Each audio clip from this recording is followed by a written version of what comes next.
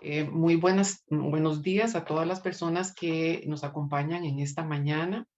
Primeramente, me gustaría pedir unas disculpas por los problemillas de conexión, pero no sé qué sucedió, pero usualmente nunca nos había sucedido antes. Bueno, esta actividad que vamos a realizar ahora, se enmarca dentro de las actividades conmemorativas del Día Internacional de las Mujeres del pasado 8 de marzo y se ha organizado con la participación de la Vicerrectoría de Extensión, la Vicerrectoría de Vida Estudiantil, la Rectoría Adjunta y el Instituto de Estudios de la Mujer.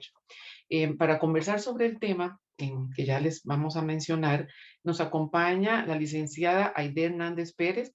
Ella es la directora de la Unidad Técnica de Igualdad y Equidad de Género de la Asamblea Legislativa, la UTIE, a quien agradecemos muchísimo esta disposición de poder conversar con ella, con todos nosotros, y que luego, digamos, ella comparta esa experiencia tan valiosa que tiene desde su espacio laboral.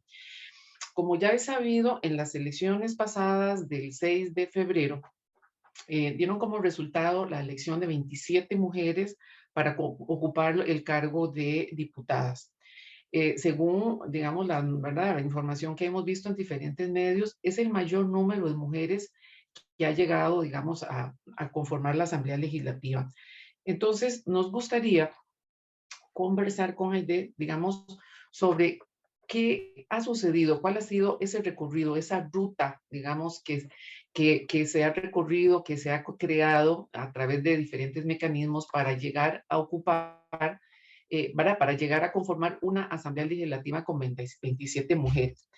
Revisando un poquito, bueno, ustedes los datos los conocen muchísimo mejor que yo, Aide, pero revisando algunos datos, digamos, pude ver que, digamos, bueno, en la Constitución de 1949 es, digamos, se aprueba el derecho a las mujeres ¿verdad? A votar, y es en 1953 donde salen electas las primeras 3 mujeres en la historia política de este país. Y del 53 al 83, en 33 años, se llegaron a elegir en todo ese periodo 27 mujeres. O sea, hubo que pasar 28 legislaturas para llegar a conformar esa cifra de mujeres, cosa que logramos, ¿verdad? Como mencioné hace un ratito, el pasado 6 de febrero. Entonces, Aide, nos gustaría como que usted, desde su experiencia, sus conocimientos, pueda compartir con las personas que estamos en esta actividad, cuál ha sido ¿verdad? Qué ha sucedido, digamos, para que hoy día podamos tener, digamos, esa cantidad de mujeres conformando la Asamblea Legislativa.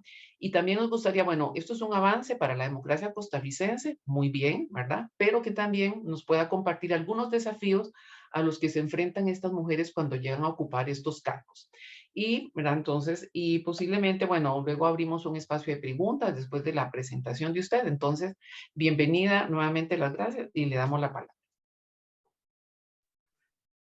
Muy buenos días. Muchas gracias a ustedes por darme esta oportunidad.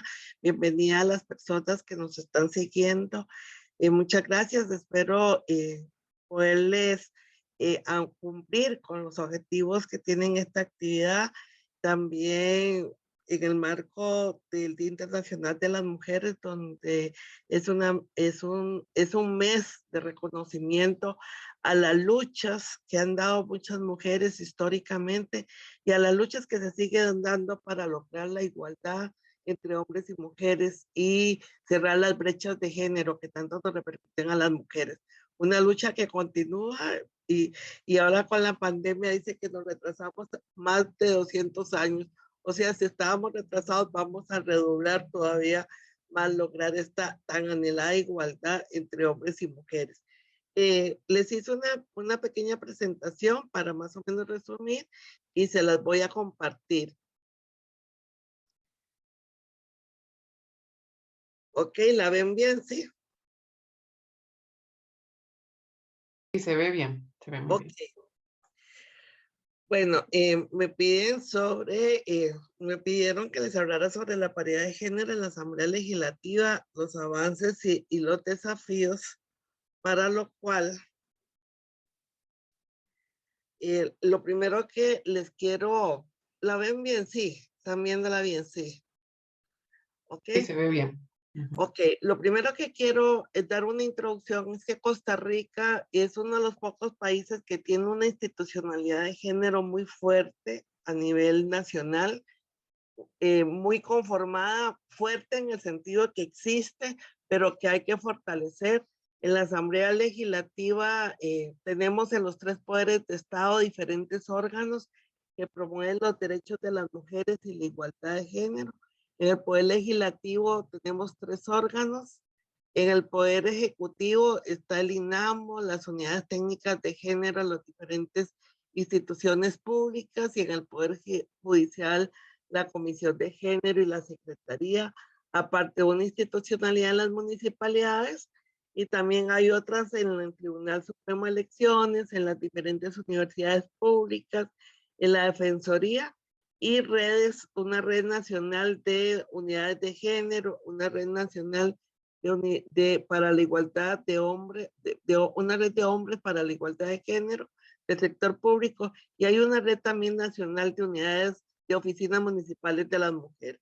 O sea, Costa Rica tiene un entramado fuerte, eh, ya conformado, y que se necesita fortalecer mucho. En ese sentido, la Asamblea Legislativa de Costa Rica está conformada, los órganos superiores, por 57 diputados, así es lo que establece la Constitución Política. La institucionalidad de género que tiene la Asamblea Legislativa son tres órganos: la Comisión Permanente Especial de la Mujer, que fue constituida en 1999 por un compromiso adquirido al ser Costa Rica firmante de la plataforma de Beijing, para la conferencia de Beijing, en lo que se establece que había que hacer y había que trabajar por hacer mecanismos nacionales para la promoción de la igualdad y equidad de género, razón por la cual en el 98 se aprueba el crear el Instituto Nacional de las Mujeres, que es el mecanismo nacional, y en la Asamblea Legislativa en 1999 se aprueba la Comisión Permanente Especial de la Mujer, que dictamina proyectos de ley y hace funciones de control político.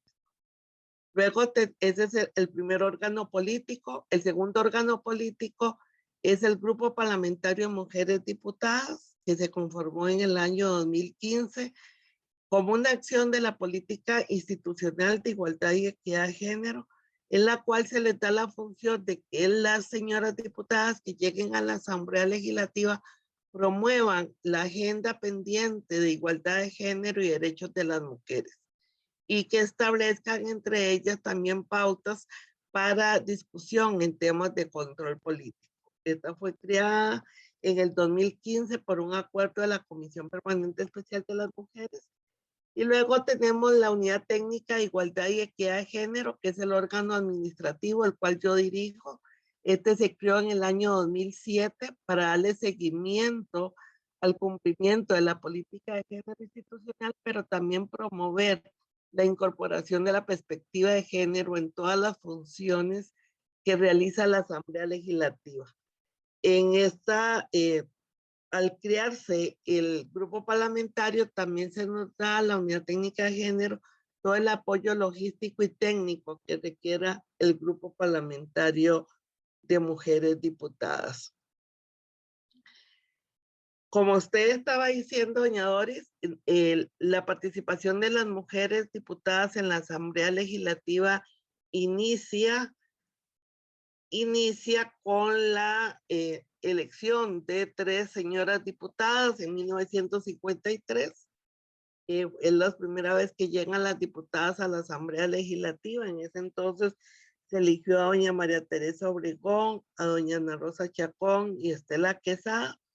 Hay un discurso que dio la primera mujer que habló en el Parlamento de Costa Rica, fue doña María Teresa Obregón en noviembre de 1953, cuando inició funciones, iniciadas las funciones, esa nueva Asamblea Legislativa.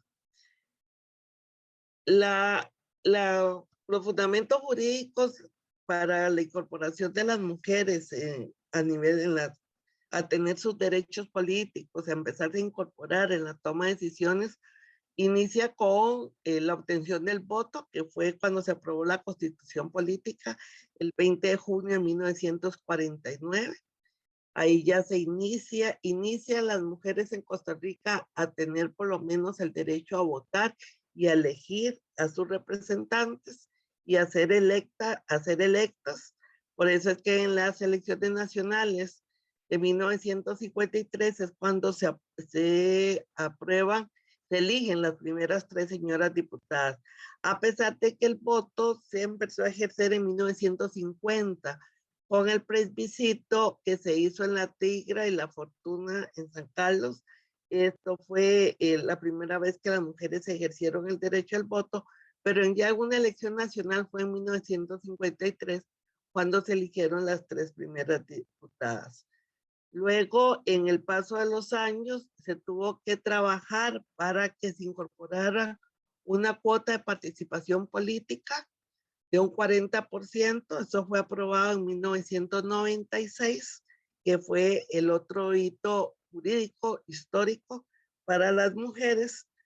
Y luego en 1999, donde se aprueba la paridad con el mecanismo de alternancia, paridad vertical y horizontal con el mecanismo de alternancia en el 2009. Pero esto no se logra concretar si no es por el que se presenta una acción de inconstitucionalidad ante la Sala Constitucional contra varias resoluciones del Tribunal Supremo de Elecciones que impedía que se aplicara la paridad horizontal en las nóminas de elección popular, y eso se hizo hasta en el 2015. En esa oportunidad, la sala nos declara con lugar la acción que presentamos, doña Maureen Clary y mi persona, para aumentar la participación de las mujeres. Eso es muy importante tenerlo claro. ¿Por qué? Porque en el año 2009 que se aprobó la paridad vertical y horizontal con alternancia, eso lo establece el artículo 2 del Código Electoral, está en el artículo 52, inciso O, y en el artículo 148. Lo que establece el Código Electoral es que se tiene que aplicar la paridad vertical en cada nómina. O sea, la vertical significa que en todas las nóminas, si las nóminas son 10 personas, tiene que ser mitad hombres y mitad mujeres. Pero también nos dice que debe haber paridad horizontal, o sea, si en los primeros lugares van 7 personas encabezando a las provincias, tienen que ser 4-3, ¿verdad? 4 hombres, 3 mujeres, o 4 mujeres, 3 hombres. Eso lo establece claramente el artículo 2 del Código Electoral, donde nos dice que todas las nóminas deben estar conformadas en forma paritaria y alterna. Paridad significa mitad hombres, mitad mujeres, y en órganos impares la diferencia entre hombres y mujeres solamente es 1, y en órganos pares es 50 y 50. Y todos con el mecanismo de alternancia. El artículo define qué es mecanismo de alternancia: un hombre, una mujer, o una mujer, un hombre, de tal manera que 2 personas del mismo sexo no queden de manera consecutiva. Entonces vemos que la paridad vertical es hacia abajo, tendría que ir, en este caso, por ejemplo, que eligieran que fuera un hombre el que cabezara San José, el segundo lugar tenía que ser una mujer, tercero un hombre, así sucesivamente. Y a nivel horizontal es las provincias 1, 2, 3 y 4. Si empieza un hombre, sigue una mujer, luego un hombre, sucesivamente como alternancia. Eso es lo que dice el Código Electoral, pero resulta que esto no se ha cumplido todavía, no podemos cumplir, por eso decimos que todavía no tenemos paridad, porque si bien es cierto, cumplen la paridad horizontal, o sea, 4-3, no están cumpliendo el mecanismo de alternancia en la horizontalidad, porque el Tribunal Supremo de Elecciones no lo han solicitado, no lo ha solicitado los partidos políticos, y los partidos no lo han implementado todavía.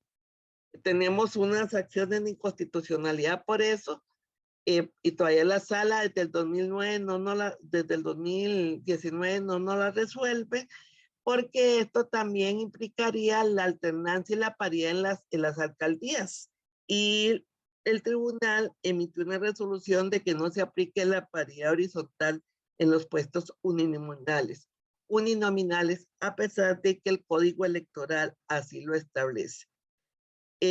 Lograr la paridad, por ejemplo, horizontal, lo que resultó fue que en la acción la Sala Constitucional le anuló 5 resoluciones al Tribunal Supremo de Elecciones por estar obstaculizando el derecho humano a la participación política de las mujeres al impedir que no hubiera paridad horizontal. ¿Qué sucedió con esto? Como ustedes pueden ver este gráfico, desde 1953 hasta ahora, la última elección, la participación de las mujeres ha venido subiendo, ha venido incrementándose hasta ahora que tenemos 27. Todavía no tenemos la paridad tendría que ser 28 o 29 mujeres. Nos hace falta una para tener 29 o 30, pero es por la no aplicación de la alternancia en la paridad horizontal.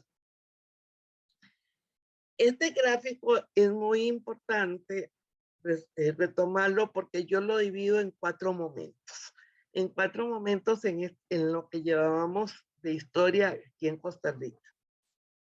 Desde 1953 hasta 1998 no existía ningún mecanismo de participación de las mujeres. Y es donde estamos viendo aquí que durante cada 4 años la participación de las mujeres, lo máximo que se llegó en 1994 fue tener 11 mujeres. Hubo un periodo en el 66, del 72 al 66, en que solo una mujer fue electa diputada.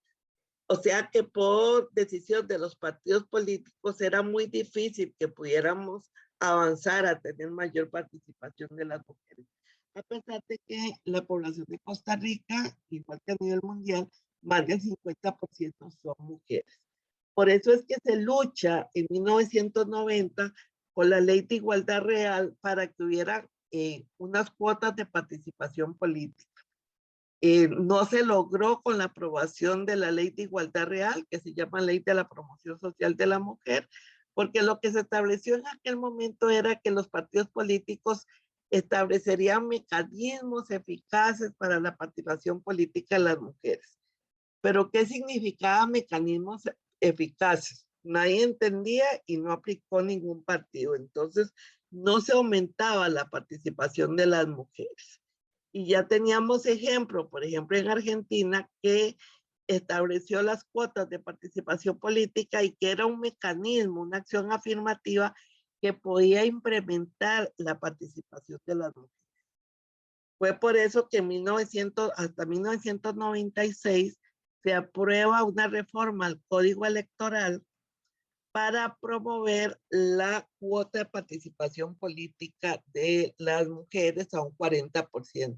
En el año 92 se presentó un proyecto de ley de una diputada para reformar el Código Electoral y fue archivado y todo el mundo se pronunciaba en contra de que hubiera una acción afirmativa para promover la participación de las mujeres y no se logra hasta 1996. En 1996 se aprueba y se aplica ya por primera vez en 1998. En 1998, a pesar de que se decía que se teníamos ya para aprobar las mujeres, el 40%, solamente se logran 14 mujeres electas. Y ahí es por qué se logra 14 mujeres en ese periodo, porque la cuota la vieron en globalidad, o sea, pusieron cumplir la cuota en las totalidades, en las suplencias o en los puestos en que tenían menos posibilidades de ser electos. Por lo tanto, fue muy poco el logro que se pudo hacer para aumentar el número de mujeres. Se aumenta un poco, pero no se logra todo. Y fue cuando varias mujeres accionaron junto con el Instituto Nacional de las Mujeres y le establece al tribunal y le piden al tribunal que por favor les ayude porque no puede ser que estén aplicando las cuotas en las suplencias o en los puestos con menor posibilidad de ser electas. El Tribunal Supremo aprueba la resolución y establece que las cuotas se iban a aplicar en los puestos de elección de mayor facilidad, en los más elegibles. Pero ¿cuáles eran los puestos más elegibles? Los puestos más elegibles establecieron que les dio dos mecanismos, que era la alternancia y el promedio histórico. Los partidos escogieron el promedio histórico. Qué sé yo, si había un partido, por ejemplo, que en San José siempre había sacado 10 diputados, ese era el promedio histórico. Entonces, colocaban ese 40% de mujeres dentro de esos 10 puestos. Siempre iban a la cola, los últimos puestos. Y eso fue afectando, porque cuando ya en el año 2002 se rompe el bipartidismo, entran nuevos partidos políticos, ya el promedio histórico no se cumple. A pesar de que la cuota aumenta en participación en ese periodo hasta obtener 14, 22 y 21 mujeres, todavía no logramos tener la paridad ni lograr cumplir el 40%. Lo máximo que se llegó fue a un 35%. Por eso, las diputadas en aquel momento, desde el 2003, empezaron a trabajar para ya pasar, no eliminar la cuota y pasar a la paridad. La paridad no es una cuota ni una acción afirmativa. La paridad es un término de justicia. Somos la mitad de la población mujeres y la mitad de la población hombres. Y en un trabajo que llegó desde el 2003, ese proyecto de ley lo impulsó doña Kira La Rosa Alvarado, fue avalado por la Comisión de la Mujer, en ese momento la apoyó doña Margarita Pedón, doña Gloria Valerí, y el Tribunal Supremo de Elecciones avaló la propuesta de la paridad con el mecanismo de alternancia y fue trabajado dentro de la Asamblea Legislativa desde el 2003, pero es hasta el 2009 que se aprueba.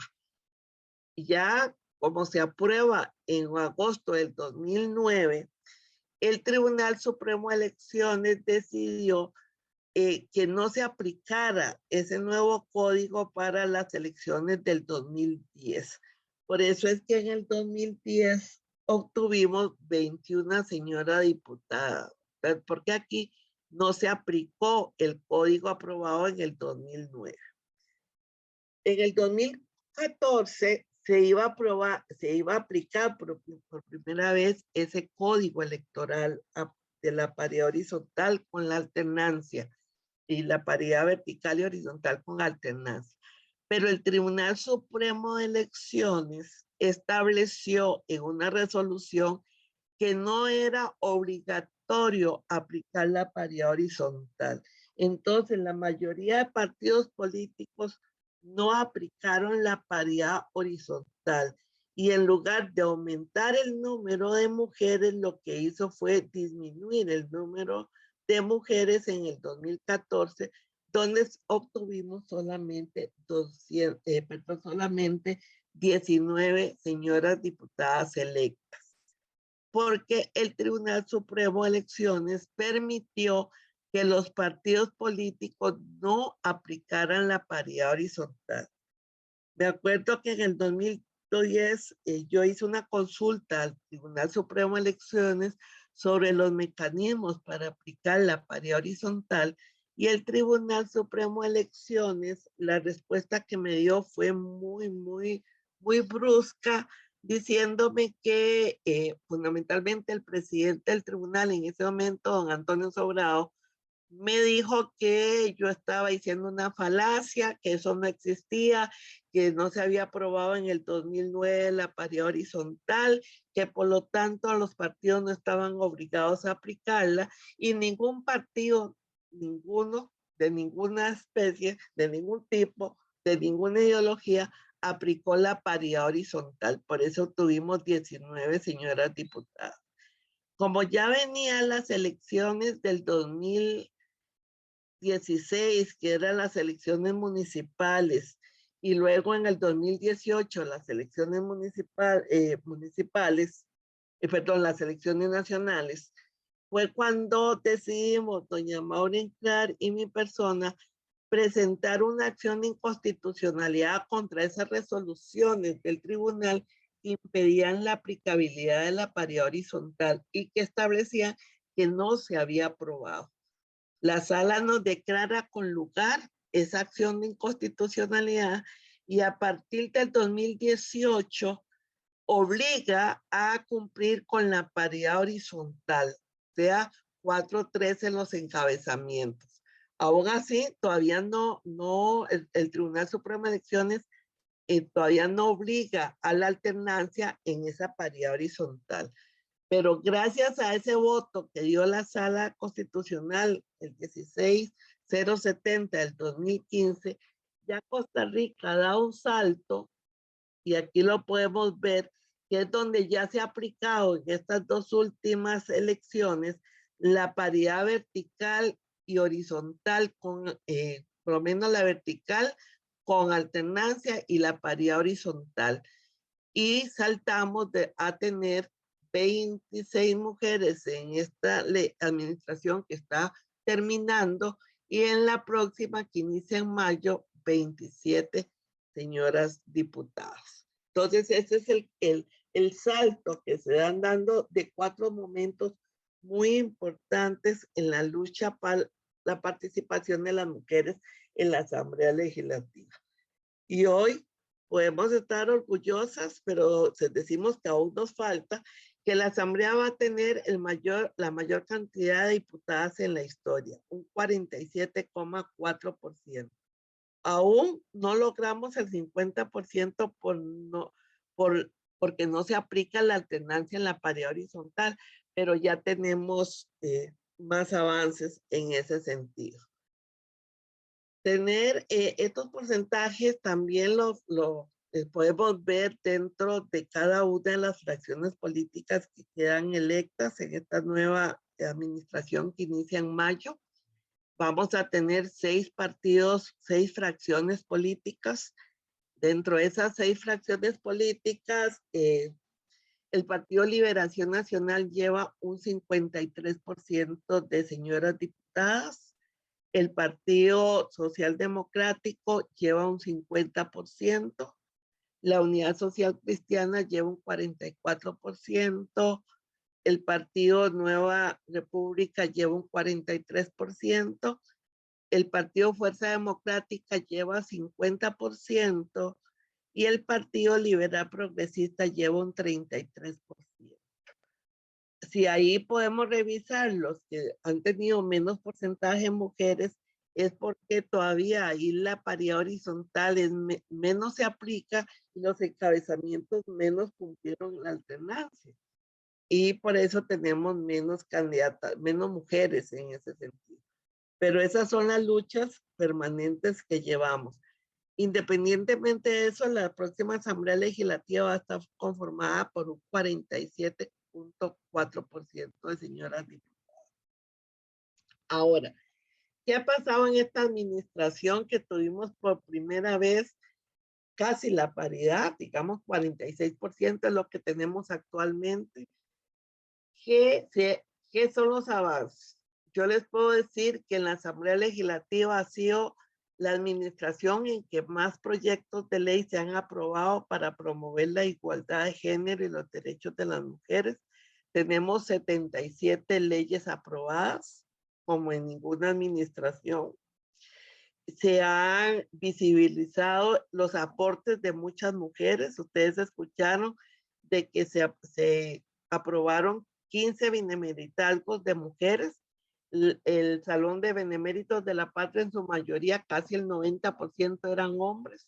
No habían más instituciones beneméritas de la Patria que mujeres beneméritas, y ahora aumentan 15 y ya tenemos 22 mujeres beneméritas de la Patria que han aportado a la historia de Costa Rica, y ellas aprobaron una reforma al reglamento donde dice que se tendrá y se va a lograr los benemeritazgos en forma paritaria. Por lo tanto, en cada administración tienen un número determinado de declaraciones de benemeritazgos, pero que en el caso de las mujeres se amplía el número de benemeritazgos hasta tanto tengamos la paridad en esos reconocimientos. Además, se hizo un reconocimiento a dos organizaciones de mujeres, la Liga Feminista, que se creó en 1923, el próximo año se cumplen 100 años, que fue la Liga Feminista la que luchó por que las mujeres tuviéramos el derecho al voto desde 1923 y se logra en 1949. Y también se declaró como hereditazgo a la primer equipo de fútbol femenino que tuvo Costa Rica, y lo tuvo mucho antes de que tuviéramos el derecho al voto.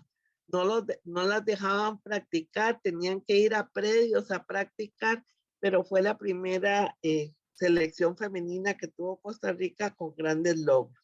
Entonces se hicieron esos benemeritazgos que también se visualizaron. Esto es producto de tener más mujeres diputadas, pero además de eso se logró romper el ciclo porque solamente habíamos tenido dos mujeres presidentas de la Asamblea Legislativa. En 1986 estuvo a Rosemary Kaczynski y en el año 2000 se tuvo a doña Rina Contreras. Pero en esta administración se logra que en dos legislaturas se nombren a dos señoras presidentas de la Asamblea Legislativa en el periodo legislativo 2018-2019, doña Carolina Hidalgo, y en el 2021, actualmente ejerciéndola, doña Silvia Hernández. Entonces ya al menos tenemos 4 señoras presidentas de la Asamblea Legislativa. Y esto es un reto para la próxima legislatura, que pueda lograrse el nombramiento de señoras presidentas. Jefaturas de fracción. En esta administración tuvimos 7 fracciones legislativas. Pero vean, esto es un reto para las próximas diputadas. El primer año de la primera legislatura, que fue 2018-2019, las 7 fracciones estuvieron siendo jefiadas por hombres. Los años siguientes, lo máximo que se ha tenido de jefaturas de fracción mujeres son 2 de los 7 partidos. Luego aumentan algunas con el bloque independiente Nueva República o con diputadas independientes, pero ellas no tienen voz, pero no tienen voto en las reuniones de fracciones. O sea que todavía aquí no se ha podido romper el paradigma o estereotipo de que al menos tengamos la paridad en las jefaturas. Si son 7, para tener la paridad tenían que hacer al menos 3 jefaturas de mujeres como mínimo en cada una de las legislaturas. Se obtuvo solamente 2. Y el primer año, puros hombres. Y esto podemos analizarlo de la siguiente manera. ¿Por qué es importante la jefatura de fracción? Y a veces a las mujeres, como históricamente se le han dicho a las mujeres, calladitas, más bonitas, eso no se está discutiendo en este momento, eso se va a hacer después, pero siempre cuando llegan después, cuando llegan las mujeres, llegan tarde porque ya tienen decidido quiénes van a ir, ¿verdad? Entonces, como las mujeres no han, se ha estereotipado el ejercicio del poder, entonces no deben tener ambiciones para ir a la jefatura, a ser jefas de fracción, porque eso le corresponde a los que saben, entre comillas. En esta administración, los primeros 7 que eligieron, todos eran porque eran hombres diputados repitentes, porque habían ejercido un cargo de alcaldes o porque tenían una experiencia. Entonces, les vendieron a las señoras diputadas que ellos conocían, sabían y era más importante porque ellos sabían lo que estaban. Y las señoras diputadas se dieron porque ellas decían que tenían que primero aprender, ¿verdad? es como lo que le venden en la sociedad a las mujeres. Usted esté aquí, pero aprenda. Por eso es que las vicealcaldesas son mujeres y el alcalde es el hombre. Es un poco los estereotipos y los paradigmas que a veces hay que romper. ¿Y por qué las jefaturas son importantes? Porque resulta que los jefes de fracción son los que establecen y dan las listas a la presidencia de la asamblea sobre las personas que van a integrar las comisiones legislativas. Y ahí empezamos con otro estereotipo.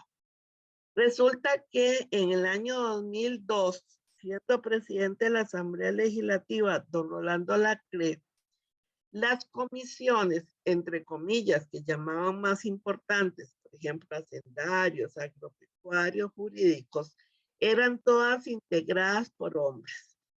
Y a las mujeres diputadas las mandaban a las comisiones de asuntos sociales, a las de mujer, a la niñez, o sea, las que ellos consideraban que eran temas de mujeres y ellos los temas de hombres, los más importantes. Ese era el estereotipo.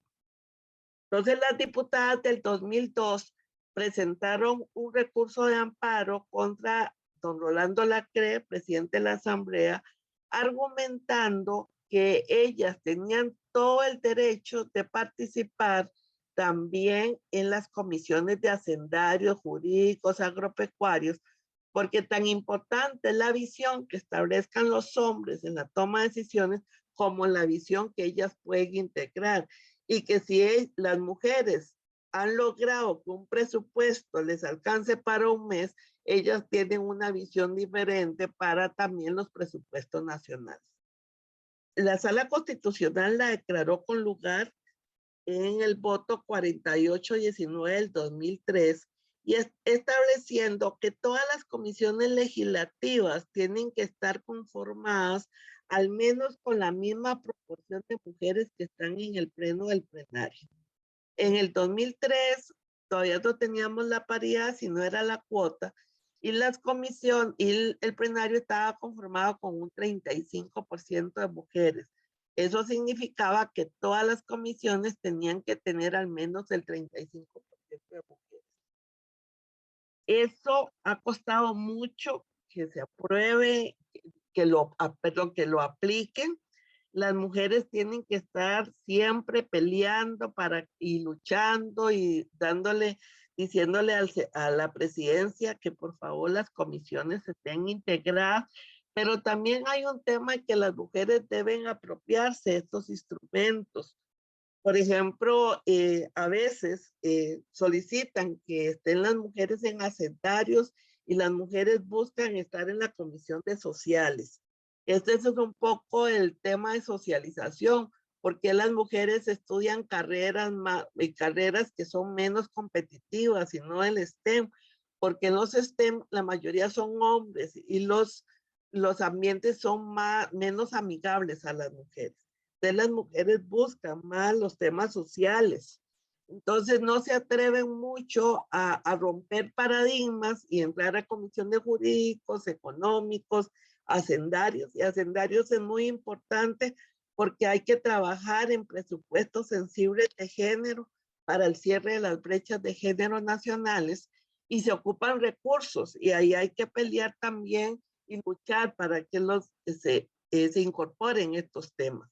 Entonces es clave la jefatura porque ahí es donde se nombran a las personas que van a integrar a las comisiones. Y esto también se tiene que analizar en el tema del derecho de piso o el know-how. Porque resulta que si aquí ceden las mujeres a los puestos en comisiones, luego se posicionan las mismas personas en las comisiones los 4 años siguientes, con el argumento de que ya conocieron, de que ya saben, de que ellos ya tuvieron un año de conocimiento, entonces deben continuar en esas comisiones.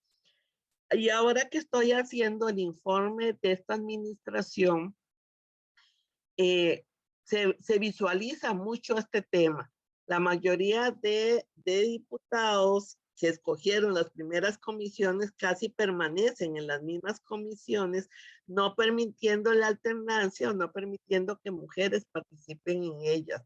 O también se ve muy marcadamente cómo cuando la presidencia son ejercidas por mujeres, las comisiones tienden a ser más paritarias, pero cuando las presidencias son ejercidas por hombres, no se cumple mucho la paridad dentro de las comisiones. Entonces son temas estratégicos. Luego, en las fracciones, las jefaturas de fracciones tiran las líneas de estrategia de fracción de los próximos 4 años. Si hay una persona que es poco sensible en el tema, entonces desde ahí ya le limitan mucho su participación. También la jefatura de fracción participa en reuniones de fracciones y ahí es donde establecen la agenda de proyectos prioritarios. Si no está muy identificado la persona con el tema de igualdad de género y derechos de las mujeres, los proyectos de la agenda de género para el cierre de brechas de género no van a estar dentro de los proyectos prioritarios. Entonces es poco la negociación que se puede hacer ahí. También las jefaturas de fracción deciden el uso de la palabra en control político y los temas que se ven en control político. Muy importante porque una mujer o una persona o un hombre sensibilizado en el tema puede poner en la agenda temas con perspectiva de género.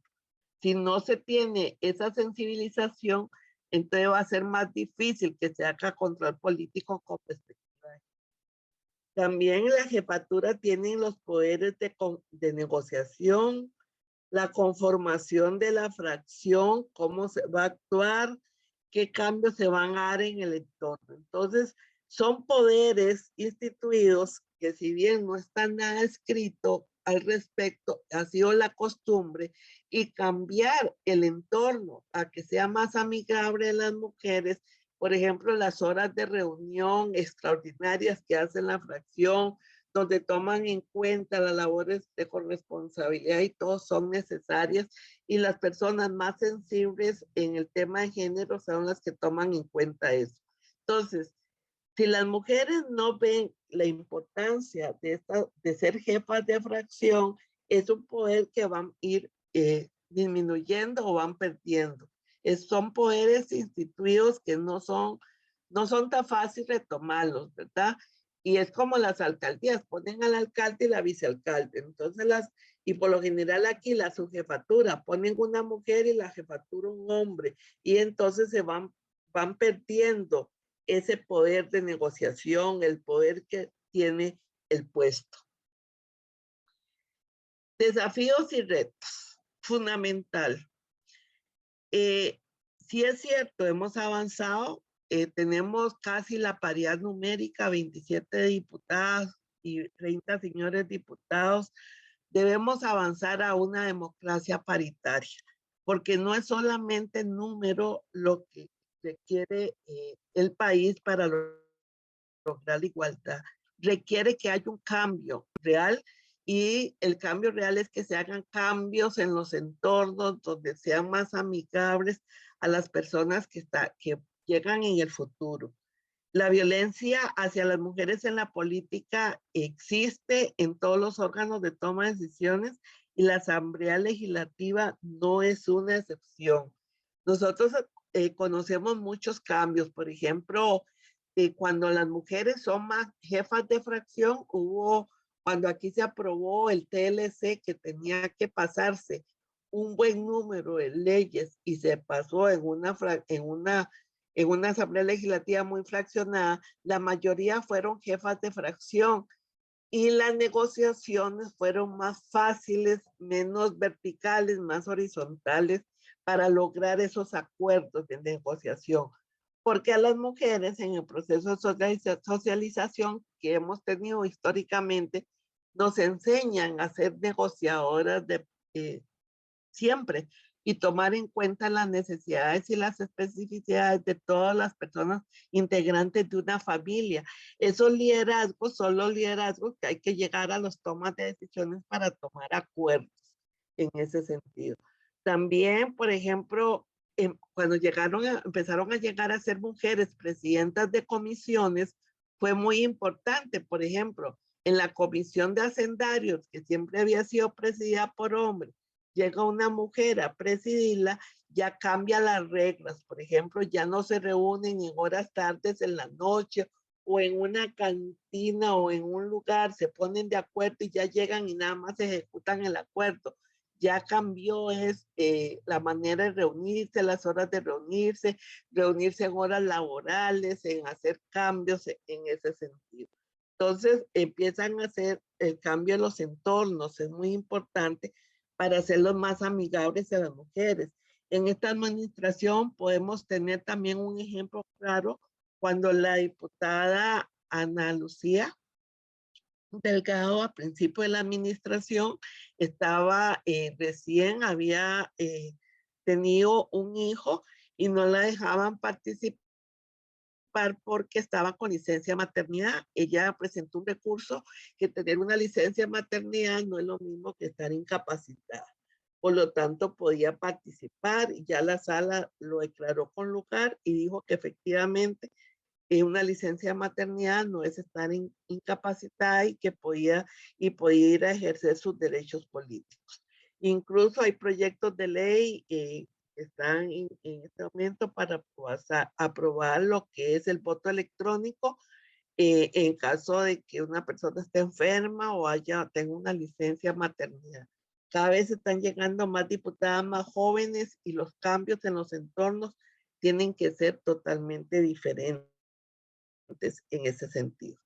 También en la administración tras anterior, los medios de comunicación mantienen o han establecido en el imaginario de la sociedad, se cree que el buen diputado o la buena diputada es aquella que presenta mayores proyectos de ley, más número de proyectos de ley. Y un medio de comunicación, en manera estereotipada, dijo que las diputadas que están llegando no son tan buenas porque no presentan tantos proyectos de ley.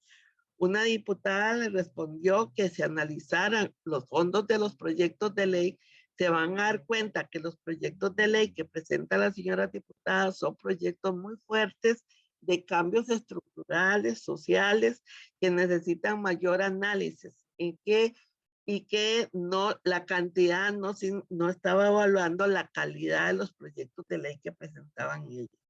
Además, que hay que analizar cuánto cuesta un proyecto de ley en la Asamblea Legislativa, desde que se presenta hasta que se aprueba o se archiva. Hace un poco tiempo se decía que más o menos cuesta 8 millones al erario público. Significa que si usted presenta un montón de proyectos de ley y ninguno es aprobado, es dinero que está perdiendo la sociedad. En otra cosa, entonces no es la cantidad, sino es la calidad de proyectos de ley que se presentan. La Asamblea Legislativa tiene una política de igualdad y equidad de género, y aquí no se trata de inventar el agua tibia. Esta política de igualdad y equidad de género que fue aprobada en el 2013 y que se hizo gracias al programa de Naciones Unidas que apoyó a la Asamblea Legislativa, en un proceso participativo que duró casi un año, se establecieron las líneas estratégicas que debería ser la Asamblea Legislativa para cerrar las brechas de género y lograr la igualdad. O sea, ahí está establecido claramente qué es lo que hay que hacer. El primer eje estratégico es el fortalecimiento institucional para la igualdad de género. Luego, gestión administrativa con perspectiva de género, gestión legislativa con perspectiva de género y control político con perspectiva de género. Hay que trabajar en eso. El primer eje, que es el fortalecimiento institucional para la igualdad y la equidad de género, es muy importante y trascendental y hay muy poco se ha avanzado en esta administración, poco se avanzó en estos temas, donde se debe planificar y presupuestar con perspectiva de género a nivel institucional la institucionalidad se debe fortalecer. Esa comisión permanente especial de las mujeres, a veces la tienen como la comisión de castigo, como nada más ahí como el rejuntado. ¿Quién quedó sin comisión? Lo mandamos a la comisión de la mujer, ¿verdad? O como la menos importante, no le dan la importancia de que esto requiere. Se requiere subir el nivel de la importancia de esta comisión y de todos los proyectos de ley que ahí se discuten, que en esta legislatura fueron muchos proyectos que se dictaminaron y que hoy son leyes de la República. Es importante visualizarla más.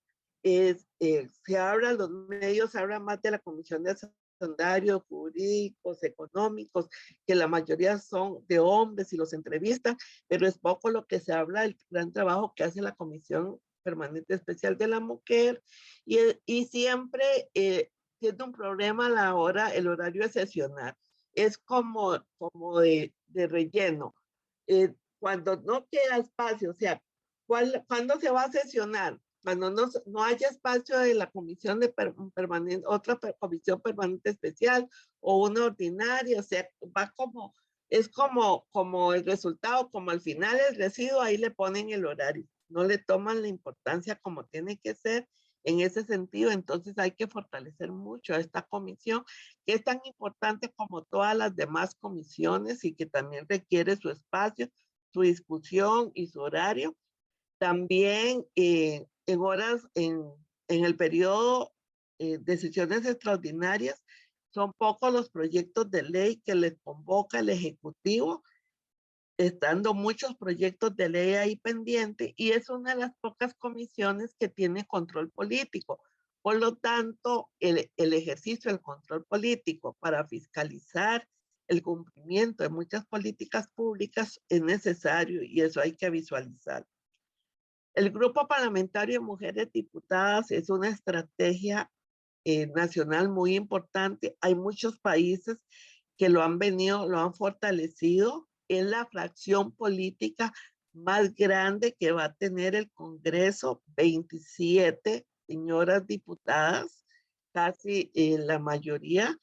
Por lo tanto, es muy importante fortalecerla.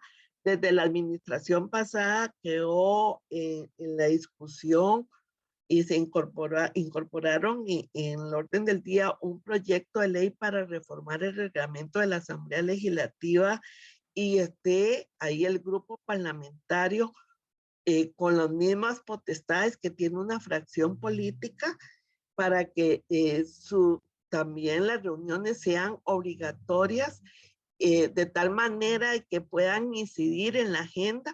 Cada fracción política se reúne todas las semanas, porque ahí es donde se ponen de acuerdo en los proyectos que se van a discutir.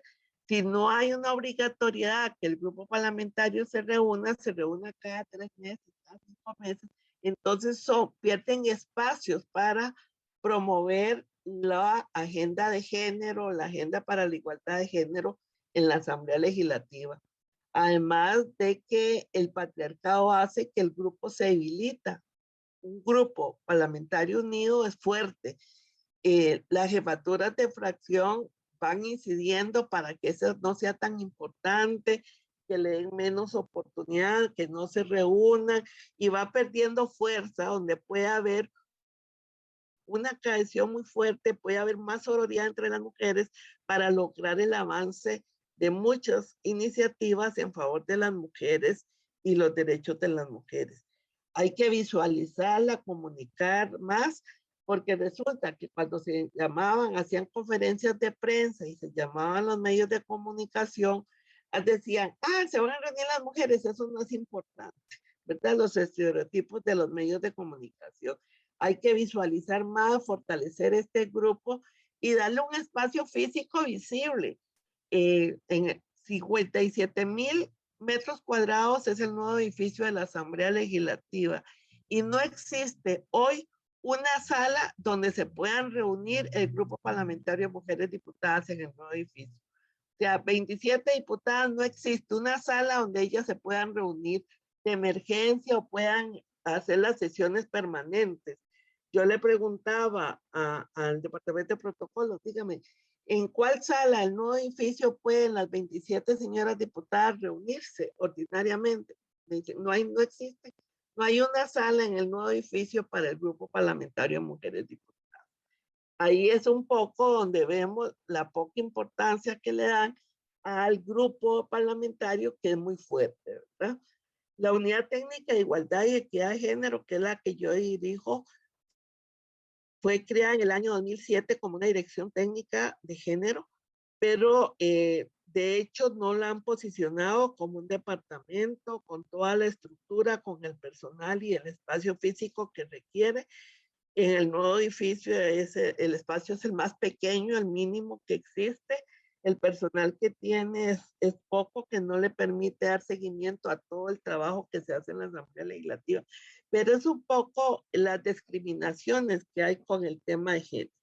Poco se pudo avanzar en esta administración, en estos aspectos, y creo que esto es un eje importante para la nueva fracción legislativa, el nuevo grupo parlamentario de mujeres, para el cumplimiento y el fortalecimiento de esta institucionalidad de género que tiene la Asamblea Legislativa de Costa Rica y que muchos parlamentos están trabajando en crearlo. Por ejemplo, desde la Unidad de Género hemos apoyado a Argentina, a México, a El Salvador, a Brasil, a República Dominicana, y ya han pasado, ya otros parlamentos tienen toda esta institucionalidad fuerte y grande, y Costa Rica todavía no ha podido pasar en estos temas.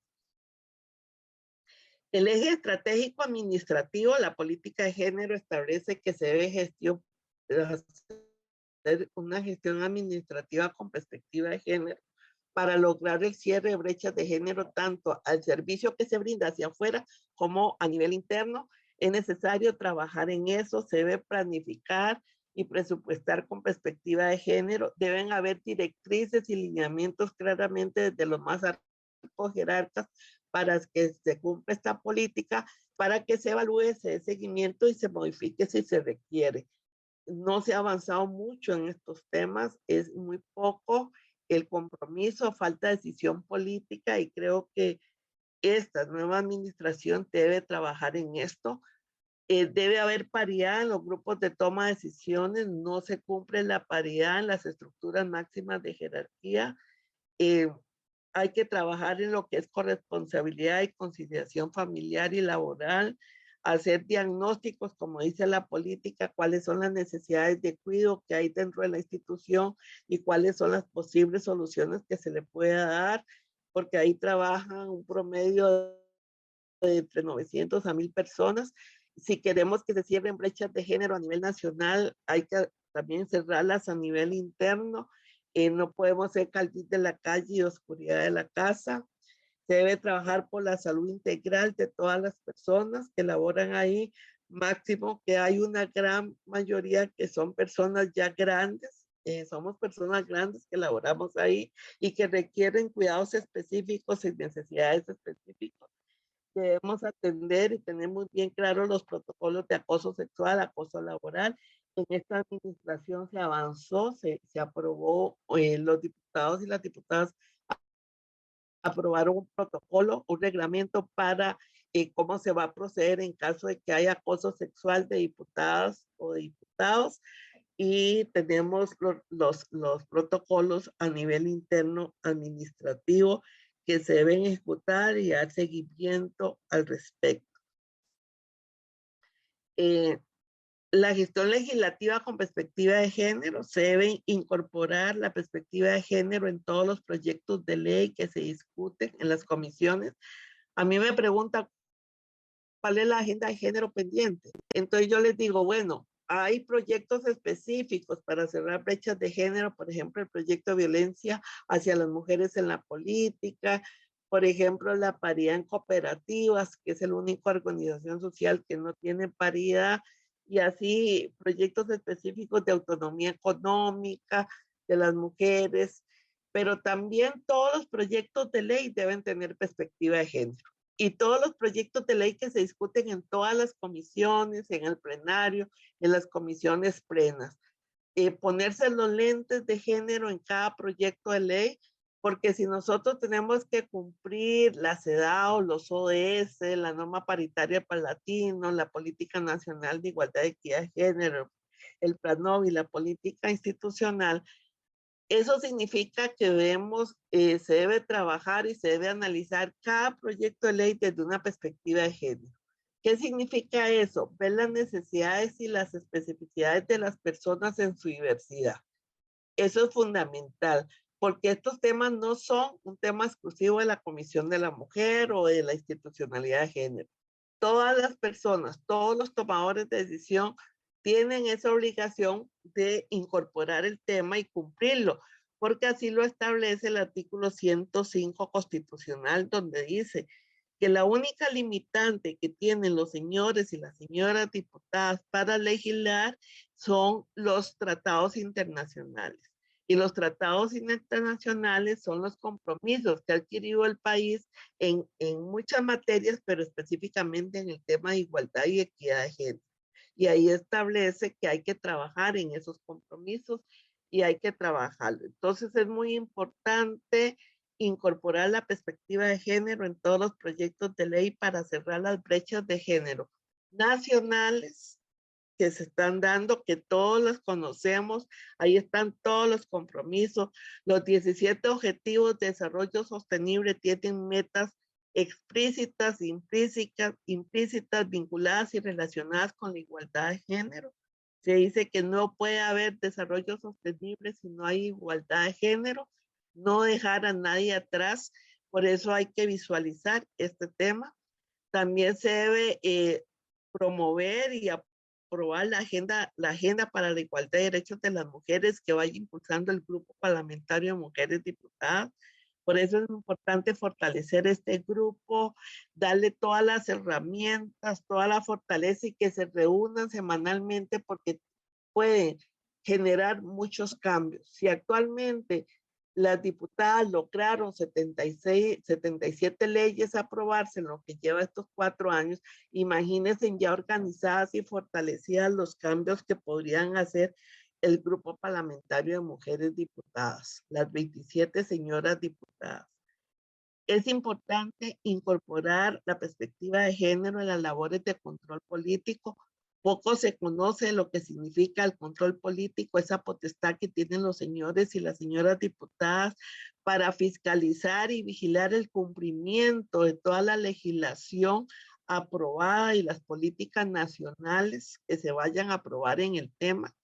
Deben impulsar el cumplimiento de la PIEC, el PLANOV, la CEDAW, la ODS, trabajar sobre presupuestos nacionales con perspectiva de género para el cierre de brechas de género. No podemos avanzar a cerrar brechas de género si nada más quedan en discursos o en planificación y si no tienen los recursos económicos para aprobarlo. Y esto es necesario. La Asamblea Legislativa aprueba presupuestos de la mayoría de la administración pública, las instituciones autónomas y las municipalidades lo aprueba la Contraloría, pero la Asamblea Legislativa aprueba la mayoría, pero si en esos presupuestos no está integrada la perspectiva de género, no va a haber recursos para el cierre de brechas de género. Y hay que empezar con la reforma a la Ley General de Presupuestos Públicos para incorporar este tema. Todos hablan de las brechas de género, de cómo ha repercutido la pandemia máximo en las mujeres, la falta de empleo, la falta de autonomía económica, pero eso tiene que aterrizar no solo en planificación, sino en presupuestos. Y la Asamblea es muy importante y tienen eso también dentro de sus funciones. Es muy importante la sororidad entre las mujeres diputadas. El patriarcado tiende a dividirlas, el patriarcado tiende a separarlas y eso ha sido aquí, donde sea, de que empiezan las gestiones para que entre las mujeres haya rivalidades, para que las mujeres no se unan, para que las mujeres no se fortalezcan. Es necesario promover los empoderamientos colectivos y los liderazgos colectivos. Si una está bien, todas están bien. Y eso es parte del trabajo que hay que hacer en este sentido. hay que establecer también y trabajar las alianzas estratégicas con los diputados. Naciones Unidas tiene un programa que se llama He for She, donde dice que la igualdad de género beneficia no solo a las mujeres, sino que beneficia a todas las personas. En la administración anterior logramos hacer un grupo de señores diputados que se conformaron como en esta campaña He for Change, donde luchaban a la par de las diputadas para promover toda la agenda de género, el control político y las decisiones. En esta administración poco se logró avanzar en esto, pero esperamos que en esta que viene se puedan lograr hacer el grupo, porque el tema de género es un tema que incluye a hombres y a mujeres. Y que sea un hombre no significa que es un enemigo del tema, o que es una mujer, es una aliada. Este es un trabajo de ambos, dándose en la mano para llegar y tener un desarrollo sostenible y un país más unido.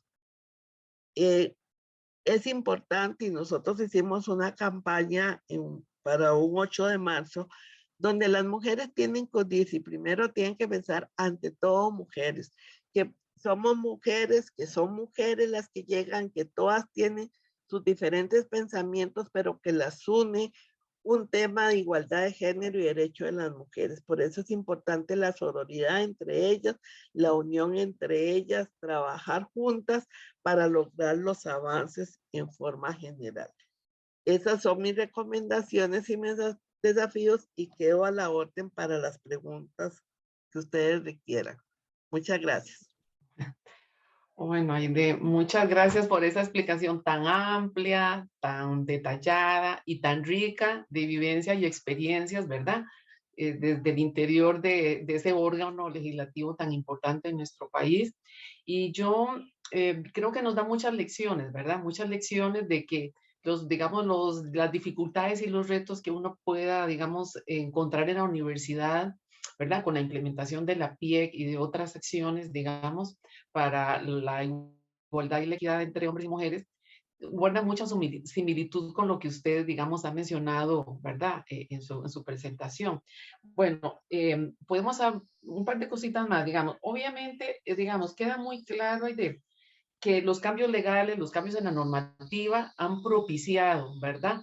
Es ir abriendo ese camino, esa ruta para darles más posibilidades a que las mujeres lleguen a conformar el órgano legislativo. Pero escuchándola a usted en términos de los retos, son muchísimos los retos que hay, ¿verdad? De construir la parte de la cultura, ¿verdad? La parte de la cultura, los estereotipos y mitos alrededor, ¿verdad? De las identidades me parece que son elementos centrales, digamos, sobre los cuales ahorita, digamos, están los retos. Yo quiero preguntarle, tal vez, mire, si, digamos, desde lo que, ¿qué hacen ustedes, digamos, esta próxima legislatura que está próxima a iniciar? Si ustedes tienen algún programa o algunas acciones de capacitación, de sensibilización para este nuevo grupo de hombres y mujeres diputadas, digamos, para, digamos, ir atendiendo algunos de los retos que usted mencionó. Bueno, sí, efectivamente, a pesar de que no hay recursos, a pesar de Ajá. que no existe, y también no hay decisión política, tampoco se ocupan decisión política al respecto, nosotros al principio de cada administración hacemos un seminario taller para Ajá. diputadas y para diputados. Nosotros lo Ajá. vamos a tener, y siempre lo hacemos antes de que ingresen en mayo, porque Ujú. también conocemos que a partir de mayo entran en una dinámica y una agenda parlamentaria tan terrible que no tienen espacio ni tiempo para Ujú. nada. Entonces cuesta mucho tenerlos juntos y reunidos. Eh, lo hacemos en esto para tener un mayor número de participantes. El día 19 tenemos un taller con las señoras diputadas, Ujú. donde van a participar también diputadas, explicándole buenas prácticas de cómo han venido trabajando. También se le va a hablar sobre el tema de la institucionalidad de género, viene gente especialista a hablarles sobre los fundamentos jurídicos del tema, darles, por Ujú. ejemplo, las herramientas generales. El 20 Ujú. tenemos con los señores diputados, porque también hay que trabajar su incorporación, sus alianzas, la red de unidades la Red Petón de Hombres en Igualdad, la Fundación Justicia, esto lo hacemos en alianza con la Fundación Justicia y Género, con las asociaciones parlamentarios, Ujú. y el día 21 hacemos una actividad con ambos, hombres y Ajá. mujeres. Aquí Ujú. Naciones Unidas, con Naciones Unidas para que nos abre los ODS, los compromisos. Ajá, Y muy este bien. año tenemos algo diferente, esta administración. Y es que Ujú. gracias a la Universidad Nacional tuvimos dos Ujú. estudiantes que nos hicieron la práctica profesional en nuestra dependencia. Ujú. Entonces ellas nos colaboraron para sistematizar unas guías metodológicas de cómo incorporar la perspectiva de género en las labores administrativas, en las labores de control político y en las labores de legislación.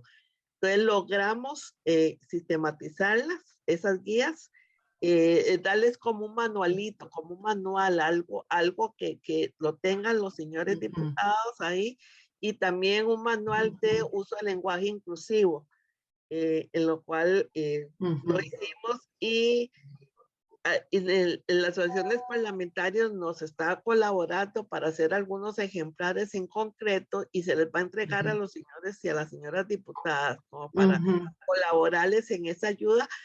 Y estos manuales es producto de la política institucional de género que decía desde 2013 Ujú. que había que dar herramientas metodológicas, Ujú. en este momento en concreto, pero también de manera digital.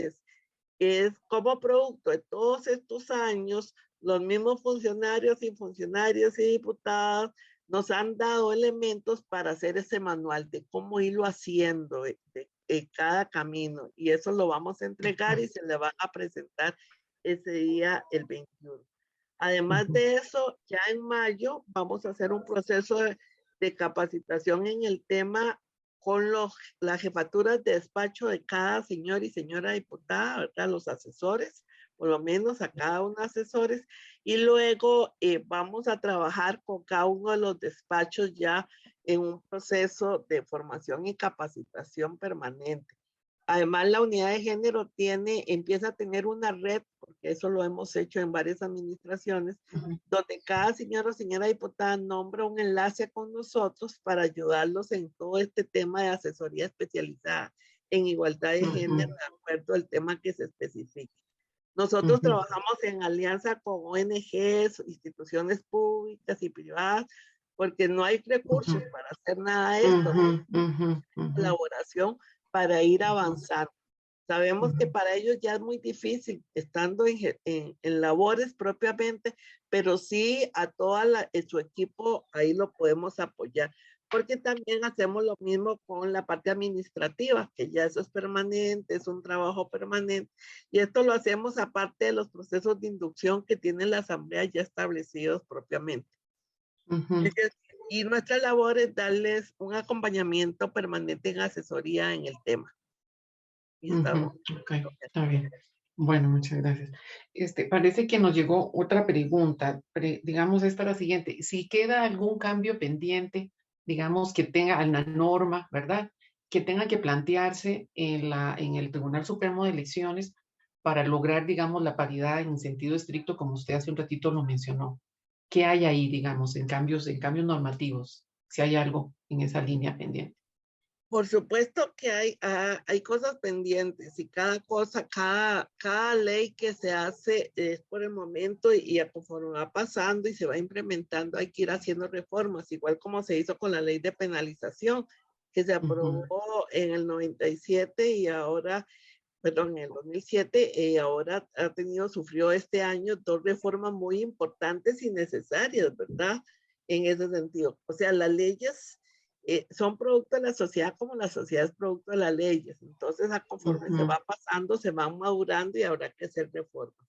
Desde la Unidad Ujú. Técnica de Género, nosotros ayudamos a las organizaciones, instituciones o grupos para promover reformas a los proyectos, se las damos a Ujú. las señoras diputadas y le damos seguimiento a su aprobación. También le Ujú. damos seguimiento a los proyectos que queden pendientes, por ejemplo, el de paridad en cooperativas, si no sale el de violencia política, que incluye a organizaciones sociales, hay que ver cómo se hace. Además, en el Tribunal Supremo de Elecciones, al Código Electoral, hay un tema ahí fundamental que es lo de la formación y capacitación en temas de igualdad y equidad de género, donde quedó establecido el 2009, pero todavía no se aplica en los partidos políticos la formación en Ujú, estos temas para los tomadores. Ahí hay que hacer una reforma en el tema de que el dinero se dé previo y no sea liquidado como en deuda política, ujú, porque ahí es donde se está impidiendo. Entonces hay que hacer todo un análisis a ver si es posible ujú, que se haga de esa manera. También hay otro proyecto donde se especifica más claramente, como la niña Pochita, qué significa paridad en las totalidades, que es la paridad horizontal. ujú, Pero ahí ujú, nos da mucho miedo abrirlo, porque se abre la caja de Pandora, o sea, ya lo tenemos en el código electoral, y si se abre, viene el patriarcado a tratar de retroceder en lo ya adquirido. Entonces hay una lucha permanente en ese sentido. Hay cosas que ujú. hay que tener mucho cuidado en la manera que se Porque hacen, se- cómo se ujú, hace, que sean derechos progresivos. Los derechos humanos no pueden ser regresivos, pero ujú, también en la legislación hay que tenerlo, que si bien como ahora yo les dije, en esta administración se aprobaron 77 proyectos de ley, yo les puedo decir que tenemos como 15 o 20 proyectos de ley que logramos que se archivaran porque eran en retroceso a los derechos humanos de ujú, la igualdad de género. Eso no se ujú, puede decir tan abiertamente y poco se valora, y yo ujú, les digo, ujú, así es un trabajo en solitario, porque hay ujú, iniciativas para retroceder, como está sucediendo a ujú, nivel mundial, ¿verdad? Tratar de retroceder en los derechos de las mujeres y la ujú, igualdad de género. Es ujú. todo un trabajo Ok, sistemático. ok. Bueno, vamos a ver si hay alguna otra pregunta. Yo no veo ninguna. Pareciera que ahí hasta ahí llegaríamos. Bueno, entonces vamos a finalizar la, ¿verdad?